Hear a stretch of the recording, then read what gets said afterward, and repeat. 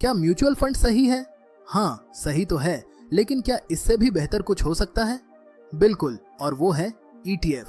अब आप सोच रहे होंगे ETF क्या भला है? चलिए सिंपल तरीके से समझते हैं। ETF यानी एक्सचेंज ट्रेडेड फंड। नाम थोड़ा भारी लग रहा है ना? लेकिन टेंशन मत लीजिए, ये समझना बहुत आसान है। मान लीजिए आपको म्यूचुअल फंड पसंद है क्योंकि उसमें आपका पैसा अलग अलग कंपनियों में डाइवर्सिफाई हो जाता है। इससे रिस्क कम हो जाता है और आपको स्टेबल रिटर्न मिलने के चांस बढ़ जाते हैं। लेकिन म्यूचुअल फंड में एक कमी है, वो रियल टाइम में ट्रेड नहीं होते। आप आज पैसे डालते हैं, लेकिन आपको शाम को पता चलता है कि आपके पैसे किस रेट पर लगे। इससे कभी कभी प्राइस मूवमेंट का फायदा नहीं मिल पाता। अब यहाँ आता है ETF। ये म्यूचुअल फंड की तरह ही डाइवर्सिफाइड होता है, लेकिन स्टॉक की तरह रियल टाइम में ट्रेड होता है। मतलब आप मार्केट खुलने के समय कभी भी ETF खरीद या बेच सकते हैं, जैसे आप टाटा या रिलायंस का शेयर खरीदते हैं। इससे आपको मार्केट के रियल टाइम प्राइस मूवमेंट का फायदा मिलता है। अगर आपको लगता है कि मार्केट ऊपर जा रहा है तो आप उसी समय खरीद सकते हैं, और अगर मार्केट गिरने वाला है तो बेच सकते हैं। ये फ्लेक्सिबिलिटी म्यूचुअल फंड्स में नहीं मिलती। और सबसे बड़ी बात, ETF में एक्सपेंस रेशियो म्यूचुअल फंड से काफी कम होता है। अगर म्यूचुअल फंड का एक्सपेंस रेशियो 1 से 2% है तो ETF में ये सिर्फ 0.1% या 0.2% तक हो सकता है। सोचिए कितना फर्क पड़ता है लॉन्ग टर्म में। कम एक्सपेंस रेशियो का मतलब है कि आपके रिटर्न पर कम चार्ज लगेगा, जिससे आपके मुनाफे में इजाफा होगा। कई बार तो ये छोटा सा फर्क आपके लाखों रुपए बचा सकता है, अगर आप लंबे समय तक इन्वेस्ट करते हैं। अभी सिर्फ 1% लोग हमारे चैनल को सब्सक्राइब कर रहे हैं। तुम लोग वीडियो देखते हो, पसंद भी करते हो, लेकिन सब्सक्राइब नहीं करते। सोचो, अगर हमें इस वीडियो को बनाने में 10 से 15 घंटे लगते हैं और इतनी मेहनत के बाद भी सब्सक्राइब करने वाले सिर्फ 1% ही हैं, तो क्या यह ठीक है? अगर तुम चाहते हो कि हम ऐसे ही मजेदार और इन्फॉर्मेटिव वीडियो लाते रहें तो प्लीज सब्सक्राइब कर दो। यह हमें मोटिवेट करता है और तुम्हें कोई नुकसान भी नहीं होने वाला। ETF की एक और खासियत है ट्रांसपेरेंसी। म्यूचुअल फंड्स में आपको दिन के आखिर में ही पता चलता है कि आपने क्या खरीदा, लेकिन ETF में आप रियल टाइम में देख सकते हैं कि उसमें कौन कौन से स्टॉक्स हैं और उनका परफॉर्मेंस कैसा है। इससे आपको अपने इन्वेस्टमेंट पर बेहतर कंट्रोल मिलता है।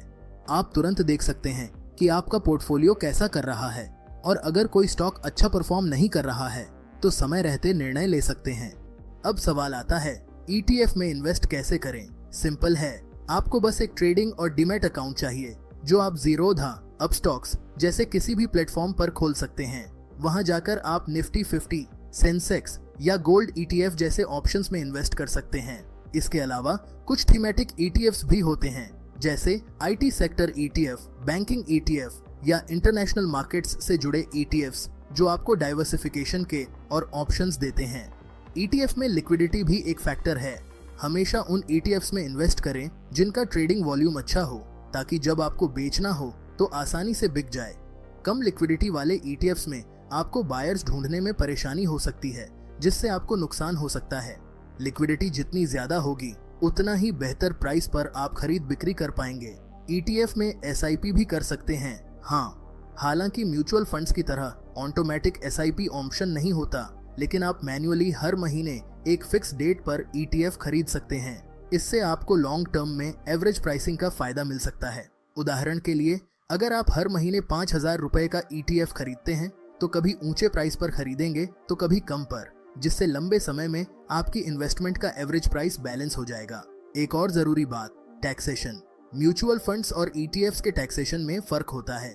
अगर आप 1 साल से पहले ETF बेचते हैं तो short term capital gain tax लगेगा, और 1 साल से ज्यादा होल्ड करने पर long term capital gain tax लगेगा।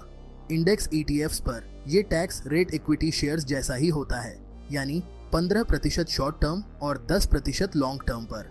यह टैक्स स्ट्रक्चर आपके रिटर्न्स को भी प्रभावित कर सकता है, इसलिए इन्वेस्टमेंट से पहले इसे समझना जरूरी है।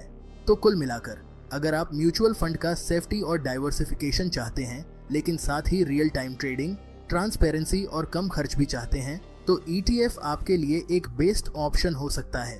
ये आपको फ्लेक्सिबिलिटी, लो कॉस्ट और बेहतर कंट्रोल देता है, जिससे आपकी इन्वेस्टमेंट स्ट्रेटेजी और भी मजबूत हो सकती है। तो अब जब भी आप इन्वेस्टमेंट के बारे में सोचें, म्यूचुअल फंड के साथ साथ ETF को भी जरूर कंसिडर करें। हो सकता है ये आपके फाइनेंशियल गोल्स तक जल्दी पहुंचने में मदद करे। और हाँ, कोई भी इन्वेस्टमेंट करने से पहले अपनी रिसर्च जरूर करें या फिर किसी फाइनेंशियल एडवाइजर से सलाह लें। सही जानकारी और समझदारी से किया गया इन्वेस्टमेंट ही आपको अच्छे रिटर्न्स दिला सकता है। अगर तुम्हें यह वीडियो पसंद आया हो तो प्लीज लाइक करो और अपने दोस्तों के साथ शेयर करो। और हाँ, अगर तुमने अब तक सब्सक्राइब नहीं किया तो प्लीज कर दो ताकि हम ऐसे ही शानदार वीडियो लाते रहें।